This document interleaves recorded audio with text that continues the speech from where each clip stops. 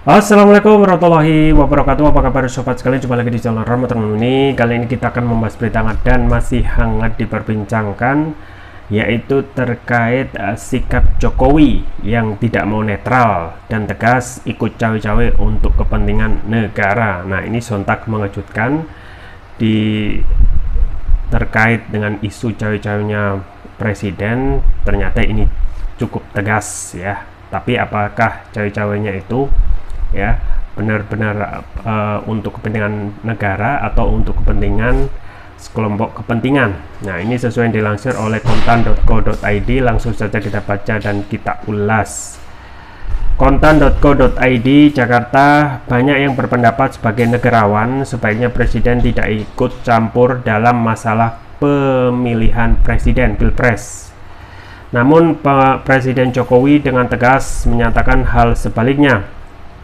Ketika bertemu dengan sekitar 25 pemimpin redaksi dan tokoh media sosial di Istana Negara Senin, Jokowi menyatakan dengan tegas bahwa dirinya tidak akan netral. Saya pilih cawe-cawe, tandasnya. Wong yang bilangnya nggak cawe-cawe itu nyatanya juga cawe-cawe. Kalau saya sih apa adanya, lanjut Jokowi.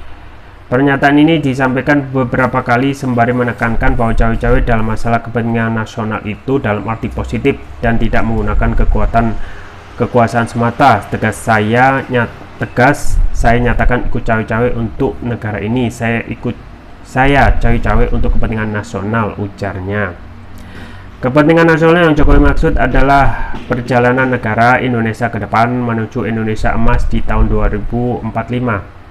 Menurut Jokowi, saat ini Indonesia masih tergolong sebagai negara berpendapatan menengah atau middle income country.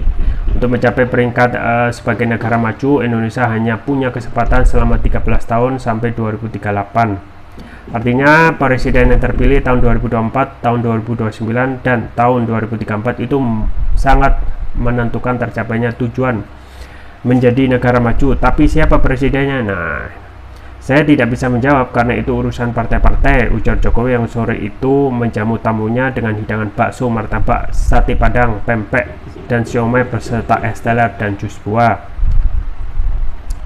Menurut Jokowi, Indonesia berpeluang besar menjadi negara maju karena adanya bonus demografi, kondisi geopolitik yang menguntungkan posisi Indonesia, dan disrupsi teknologi yang memberikan kesempatan bagi Indonesia untuk melompat perekonomiannya, terutama dengan EV (electronic vehicle) atau kendaraan listrik, dan berjalannya hilirisasi di semua komoditas. Pada tahun 2027 semua hilirisasi itu rampung.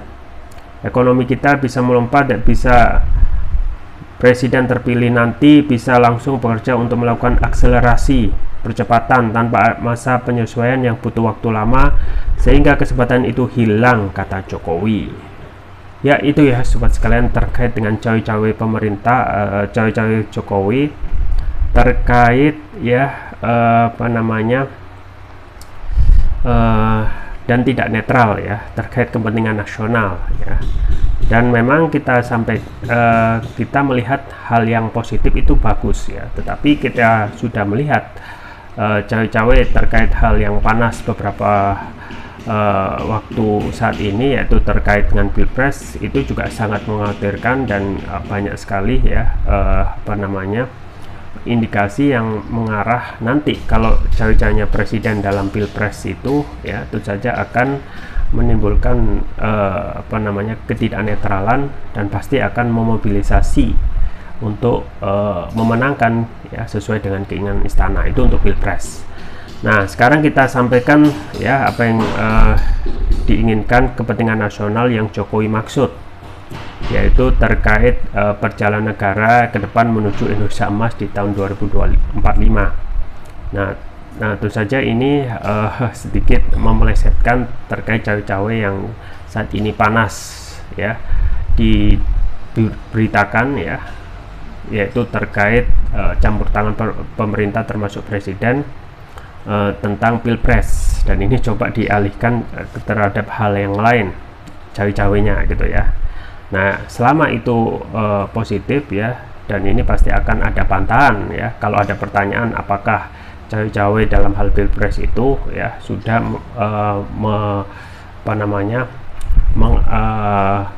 memobilisasi ya segala resource dari negara, atau hanya sebagai pemanis ya pemilu ke depan. Nah, kepentingan nasional yang dimaksud oleh Jokowi yaitu menuju Indonesia Emas di tahun 2045 ya. Jadi masih untuk mencapai peringkat sebagai negara maju ya, Indonesia juga masih mempunyai kesempatan. Itu yang disampaikan oleh Jokowi selama 13 tahun sampai 2038 ya. Jadi presiden yang akan terpilih nanti misalnya 2024, 2029, 34 itu masih menentukan mempunyai suatu chance atau kesempatan untuk membuat Indonesia maju. Nah, kenapa gitu ya, untuk periode Presiden Jokowi yang sudah 2 periode atau 10 tahun tidak ada perbaikan gitu kan, seharusnya yang harus menjadi refleksi, karena 2 periode itu adalah waktu yang lama gitu ya, dan juga anggaran yang digelontorkan melalui APBN, which is itu adalah uang berasal dari mayoritas pajak rakyat ya, belum bisa membuat Indonesia ini ya sedikit ke arah kemajuan. Bahkan beberapa aspek ya, setelah akan berakhirnya masa pemerintah Presiden Jokowi ini, aspek yang sangat strategis justru merosot ya. Misalnya IPK kita ya, indeks persepsi korupsi kita justru menurun, dan justru terjun bebas ya, dari yang semulanya ada prestasi ya 40, sekarang turun ke 38 dan 34 ya. Dan sekarang ya korupsi dibuka dibongkar secara telanjang ya, bagaimana korupsi itu terjadi sebagai hal yang biasa.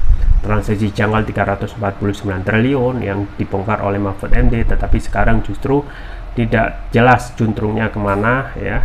Kemudian juga jumlah kekayaan pejabat pemerintah gitu ya, pejabat publik ya. Jadi selama menjabat itu ya, kebiasaannya pejabat publik tidak malah menjadi miskin, malah menjadi kaya ya. Apalagi pada saat pandemi dahulu ya, di mana kondisi ekonomi lagi lesu ya, ekonomi masyarakat mayoritas lagi menurun, justru kekayaan para pejabat berkali-kali lipat naik gitu ya, dan tidak ada pemeriksaan dari mana hartanya itu diperoleh dengan cara yang sah atau tidak ya. Jadi berbicara untuk menjadikan Indonesia maju ya, juga tidak diikuti dengan ya perubahan pada saat Presiden Jokowi itu memimpin selama 2 periode atau 10 tahun, yang harusnya sudah bisa memberikan sedikit perubahan dari presiden sebelumnya SBY. Tetapi ini malah aspek-aspek tadi ya, korupsi, kemudian penegakan hukum ya, termasuk juga kebebasan sipil ya. Freedom House menyampaikan kebebasan sipil kita 59. Artinya kalau kita dalam range 0 sampai 100, kalau kita memperoleh di bawah 50 itu sudah beranjak kepada negara otoriter ya. Artinya kita bermasalah dalam kebebasan sipil, yang itu tidak ada perbaikan. Kembali lagi dalam 2 periode masa pemerintahan Presiden Jokowi atau 10 tahun yang harusnya ada perbaikan ya, karena janji-janji yang disampaikan oleh Presiden Jokowi itu luar biasa banyak dan memberikan harapan pada awal pemerintahan, tetapi ketika sudah masa habis pemerintahan tidak ada yang bisa dinikmati, maka malah yang ada adalah kondisi yang lebih lebih merosot dari pemerintah sebelumnya, yaitu pemerintah SBY ya. Kebebasan sipil kita menurun ya, kemudian juga hal yang paling signifikan lagi yaitu kekayaan alam kita, yaitu mayoritas sumber daya masih rata-rata dikuasai oleh asing, dan liberalisasinya begitu nampak di depan mata ya. Kabar terbaru tentang ekspor pasir laut ya, pasir pantai itu sudah dikonfirmasi ya oleh pejabat sebelumnya, yaitu ya bahwasanya itu merusak kekayaan, merusak alam gitu ya. dan juga Megawati juga melarang sebelumnya pada saat pemerintahannya, tetapi sekarang justru semuanya terkesan dijual ya untuk mendapatkan keuntungan tanpa melihat apa dampak atau kerusakan yang sudah nampak di depan ya. Dan ini juga tidak terjadi pada satu aspek saja ya, misalnya terkait sumber daya alam kita yang luar biasa yang harusnya kita bisa nikmati ya. Pada saat tahun lalu 2022 kita sudah mendapatkan windfall profit melalui mineral batu bara gitu ya, yang harusnya bisa kita manfaatkan ya untuk tidak menaikkan harga BBM, tetapi justru ya keuntungan itu mayoritas ya tidak diterima oleh negara ya, tetapi hanya dinikmati oleh mayoritas oligarki dan negara hanya mendapatkan hasil yang kecil.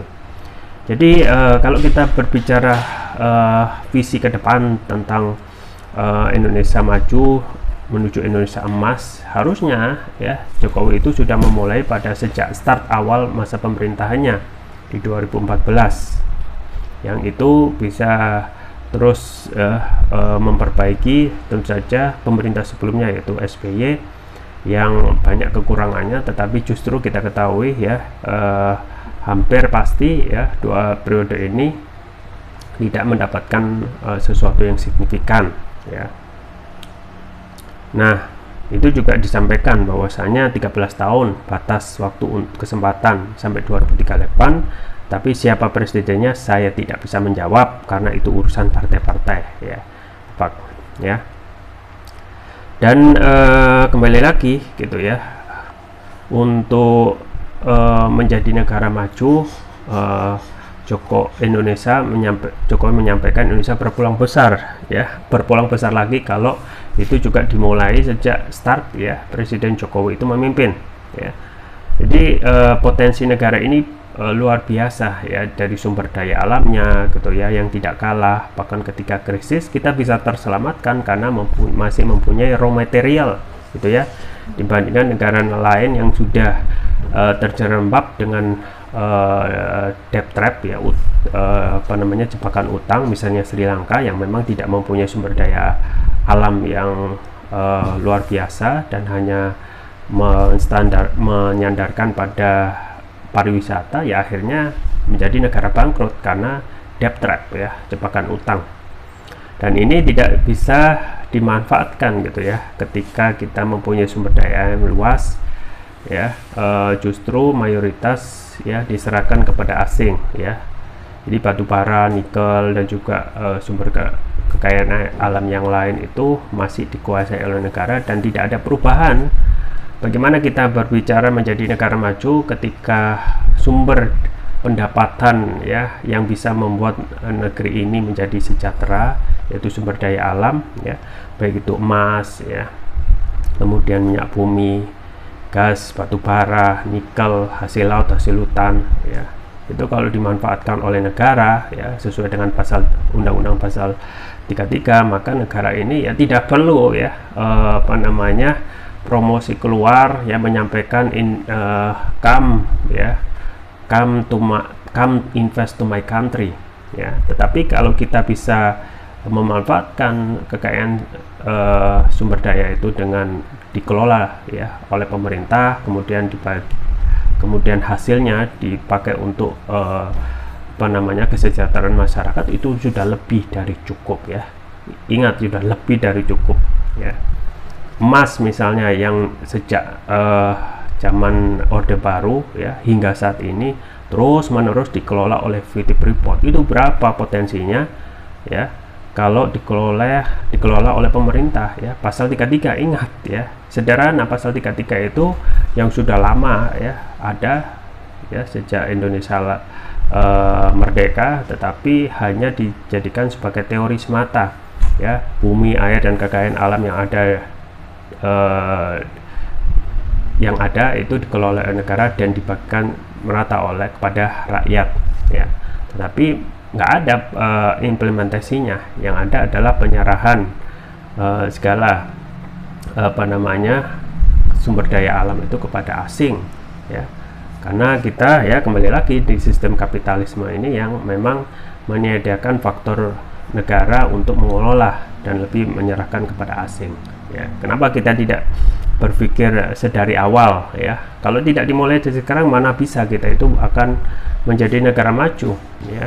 Bagaimana sumber daya alam yang tongkat aja kita lemparkan akan jadi tanaman, itu menggambarkan sebagian kecil saja perumpamaan, apalagi kalau kita benar-benar mengelola sumber daya alam ini dengan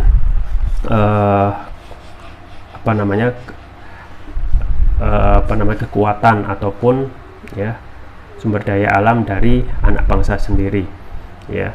Kemudian pada tahun 2027 disebutkan semua hilirisasi itu rampung ya.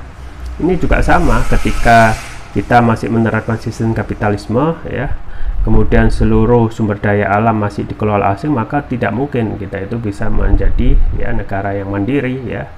Apalagi impor jor-joran ya, disampaikan di awal janji kampanye bahwasanya akan mengurangi impor ya, tetapi impor untuk bahan pokok jor-joran ya, beras impor ya, garam impor, kedelai impor dan lain sebagainya, yang harusnya kita itu bisa mandiri dan menjadi negara terkaya bahkan di Asia ya, bahkan di dunia ya, karena sumber daya alam kita itu kalau nggak nomor 1 nomor 2 ya. CPO ya, kita ingat bahan baku dasar minyak goreng itu kita nomor 1, tapi beberapa waktu yang lalu kita justru harga minyak gorengnya mahal. Nah, ini memang masih cengkeraman dari asing itu masih mendominasi, yang kita akan sulit berpikir untuk bisa memajukan ataupun menjadikan Indonesia ini menjadi negara maju ya.